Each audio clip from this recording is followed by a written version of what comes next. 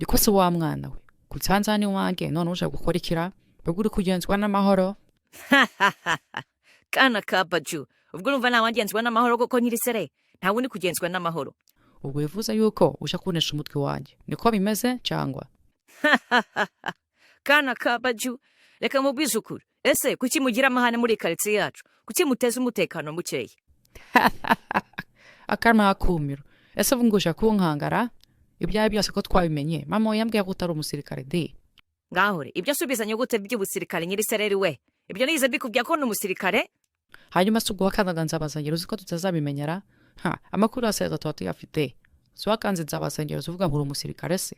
Ibyo bintu se nabivugiye kandi dore ko tutunarenganye. Ibyo no kukubaza nibyo uri kumbwira birahabanye pe. Njye ndi kukubaza wena nzabazengereza mwagiye muca make koko mugatuza. Usi ko mu muteza umutekano muke hano abantu bose rega mwabujije amahoro. Cyane cyane nkanje kuki munita akajura gatoya. Hari kimwe gisa mbiba. Hakundi wazaje kubatangira ikirego. Toto nimba bikubabaza twihanganire ntago bisongera. Siga se wa mwana mwisa we.